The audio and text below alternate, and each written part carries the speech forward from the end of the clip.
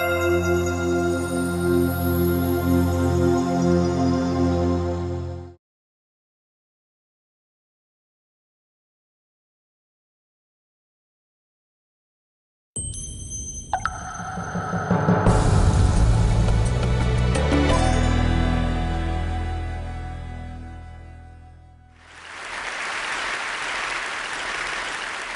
a storyteller, and I would like to tell you a few personal stories about what I like to call the danger of the single story.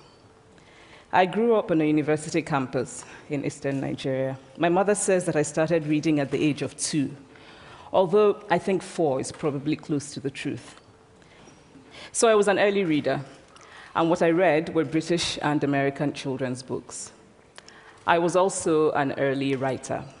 And when I began to write at about the age of 7, stories in pencil with crayon illustrations that my poor mother was obligated to read, I wrote exactly the kinds of stories I was reading.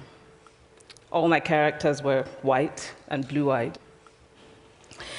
They played in the snow. They ate apples. And they talked a lot about the weather, how lovely it was that the sun had come out. Now, this despite the fact that I lived in Nigeria. I had never been outside Nigeria. We didn't have snow. We ate mangoes. And we never talked about the weather because there was no need to. My characters also drank a lot of ginger beer because the characters in the British books I read drank ginger beer. Never mind that I had no idea what ginger beer was. And for many years afterwards, I would have a desperate desire to taste ginger beer. But that is another story. What this demonstrates, I think, is how impressionable and vulnerable we are in the face of a story, particularly as children. Because all I had read were books in which characters were foreign, I had become convinced that books, by their very nature, had to have foreigners in them and had to be about things with which I could not personally identify. Now, things changed when I discovered African books. There weren't many of them available, and they weren't quite as easy to find as the foreign books, but because of writers like Chinua Achebe and Kamara Laye, I went through a mental shift in my perception of literature. I realized that people like me, girls with skin the color of chocolate, whose kinky hair could not form ponytails, could also exist in literature. I started to write about things I recognized. Now, I loved those American and British books I read. They stirred my imagination. They opened up new worlds for me. But the unintended consequence was that I did not know that people like me could exist in literature. So what the discovery of African writers did for me was this. It saved me from having a single story of what books are. I come from a conventional middle-class Nigerian family. My father was a professor. My mother was an administrator. And so we had, as was the norm, live-in domestic help who would often come from nearby rural villages. So the year I turned 8, we got a new houseboy. His name was Fide. The only thing my mother told us about him was that his family was very poor. My mother sent yams and rice and our old clothes to his family. And when I didn't finish my dinner, my mother would say, "Finish your food. Don't you know people like Fide's family have nothing?" So I felt enormous pity for Fide's family. Then one Saturday, we went to his village to visit. And his mother showed us a beautifully patterned basket made of dyed raffia that his brother had made. I was startled.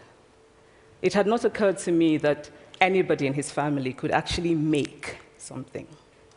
All I had heard about them was how poor they were, so that it had become impossible for me to see them as anything else but poor. Their poverty was my single story of them. Years later, I thought about this when I left Nigeria to go to university in the United States. I was 19. My American roommate was shocked by me. She asked where I had learned to speak English so well and was confused when I said that Nigeria happened to have English as its official language. She asked if she could listen to what she called my tribal music, and was consequently very disappointed when I produced my tape of Mariah Carey. She assumed that I did not know how to use a stove. What struck me was this: she had felt sorry for me even before she saw me. Her default position toward me as an African was a kind of patronizing, well-meaning pity. My roommate had a single story of Africa, a single story of catastrophe. In this single story, there was no possibility of Africans being similar to her in any way, no possibility of feelings more complex than pity, no possibility of a connection as human equals. I must say that before I went to the US, I didn't consciously identify as African. But in the US, whenever Africa came up, people turned to me, never mind that I knew nothing about places like Namibia. But I did come to embrace this new identity, and in many ways, I think of myself now as African, although I still get quite irritable when Africa is referred to as a country, the most recent example being my otherwise wonderful flight from Lagos 2 days ago, in which there was an announcement on the Virgin flight about their charity walk in India, Africa, and other countries. So after I had spent some years in the US as an African, I began to understand my roommate's response to me. If I had not grown up in Nigeria, and if all I knew about Africa were from popular images, I too would think that Africa was a place of beautiful landscapes, beautiful animals, and incomprehensible people fighting senseless wars, dying of poverty and AIDS, unable to speak for themselves, and waiting to be saved by a kind white foreigner. I would see Africans in the same way that I, as a child, had seen Fide's family. This single story of Africa ultimately comes, I think, from Western literature. Now, here's a quote from the writing of a London merchant called John Locke, who sailed to West Africa in 1561 and kept a fascinating account of his voyage.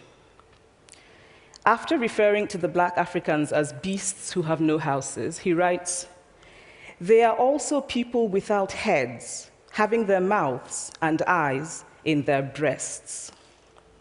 Now, I've laughed every time I've read this, and one must admire the imagination of John Locke. But what is important about his writing is that it represents the beginning of a tradition of telling African stories in the West, a tradition of sub-Saharan Africa as a place of negatives, of difference, of darkness, of people who, in the words of the wonderful poet Rudyard Kipling, are half devil, half child. And so I began to realize that my American roommate must have, throughout her life, seen and heard different versions of this single story. As had a professor who once told me that my novel was not authentically African. Now, I was quite willing to contend that there were a number of things wrong with the novel, that it had failed in a number of places, but I had not quite imagined that it had failed at achieving something called African authenticity. In fact, I did not know what African authenticity was. The professor told me that my characters were too much like him, an educated and middle-class man. My characters drove cars. They were not starving. Therefore, they were not authentically African. But I must quickly add that I, too, am just as guilty on the question of the single story. A few years ago, I visited Mexico from the US. The political climate in the US at the time was tense, and there were debates going on about immigration. And, as often happens in America, immigration became synonymous with Mexicans. There were endless stories of Mexicans as people who were fleecing the healthcare system, sneaking across the border, being arrested at the border, that sort of thing. I remember walking around on my first day in Guadalajara, watching the people going to work, rolling up tortillas in the marketplace, smoking, laughing. I remember first feeling slight surprise, and then I was overwhelmed with shame. I realized that I had been so immersed in the media coverage of Mexicans that they had become one thing in my mind, the abject immigrant. I had bought into the single story of Mexicans, and I could not have been more ashamed of myself. So that is how to create a single story. Show a people as one thing, as only one thing, over and over again, and that is what they become. It is impossible to talk about the single story without talking about power. There is a word, an Igbo word, that I think about whenever I think about the power structures of the world, and it is nkali. It's a noun that loosely translates to be greater than another. Like our economic and political worlds, stories too are defined by the principle of nkali. How they are told, who tells them, when they are told, how many stories are told, are really dependent on power. Power is the ability not just to tell the story of another person, but to make it the definitive story of that person. The Palestinian poet Mourid Barghouti writes that if you want to dispossess a people, the simplest way to do it is to tell their story and to start with secondly. Start the story with the arrows of the Native Americans and not with the arrival of the British, and you have an entirely different story. Start the story with the failure of the African state and not with the colonial creation of the African state, and you have an entirely different story. I recently spoke at a university where a student told me that it was such a shame that Nigerian men were physical abusers like the father character in my novel. I told him that I had just read a novel called American Psycho, and that it was such a shame that young Americans were serial murderers. Now,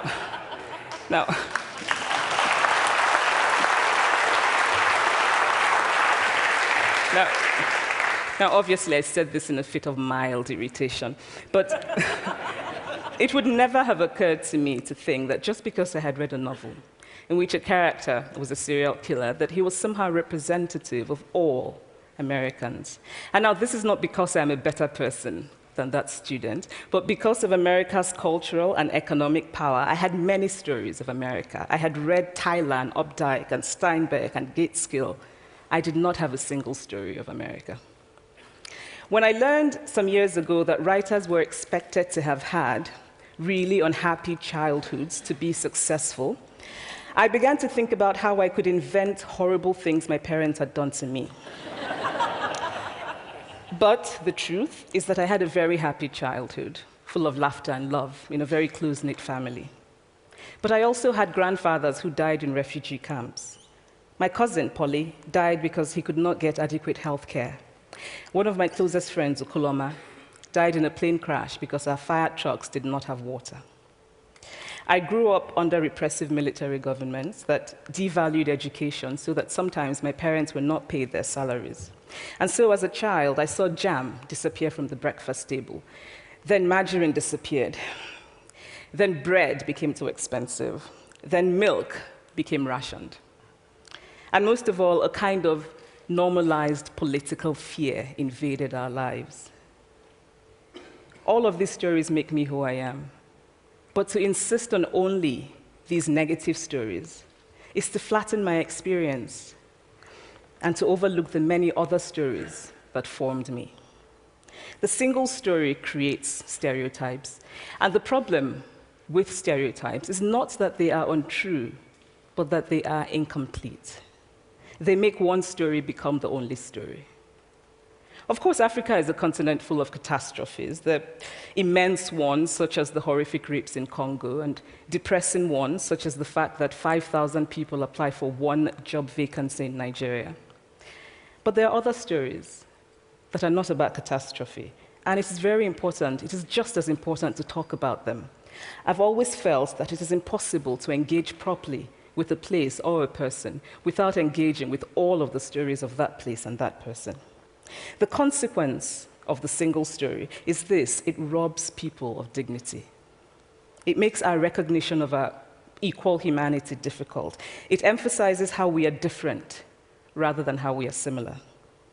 So what if before my Mexican trip, I had followed the immigration debate from both sides, the US and the Mexican? What if my mother had told us that Fide's family was poor and hardworking? What if we had an African television network that broadcast diverse African stories all over the world, what the Nigerian writer Chinua Achebe calls a balance of stories? What if my roommate knew about my Nigerian publisher, Mukhtar Bakare, a remarkable man who left his job in a bank to follow his dream and start a publishing house? Now, the conventional wisdom was that Nigerians don't read literature. He disagreed. He felt that people who could read would read if you made literature affordable and available to them. Shortly after he published my first novel, I went to a TV station in Lagos to do an interview. And a woman who worked there as a messenger came up to me and said, "I really liked your novel. I didn't like the ending. Now you must write a sequel, and this is what will happen." And she went on to tell me what to write in the sequel. Now, I was not only charmed, I was very moved. Here was a woman, part of the ordinary masses of Nigerians who were not supposed to be readers. She had not only read the book, but she had taken ownership of it and felt justified in telling me what to write in the sequel.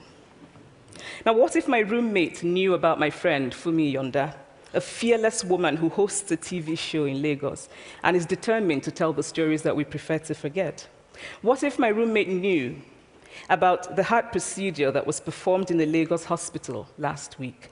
What if my roommate knew about contemporary Nigerian music, talented people singing in English and Pidgin and Igbo and Yoruba and Ijo, mixing influences from Jay-Z to Fela to Bob Marley to their grandfathers? What if my roommate knew about the female lawyer who recently went to court in Nigeria to challenge a ridiculous law that required women to get their husband's consent before renewing their passports? What if my roommate knew about Nollywood, full of innovative people making films despite great technical odds?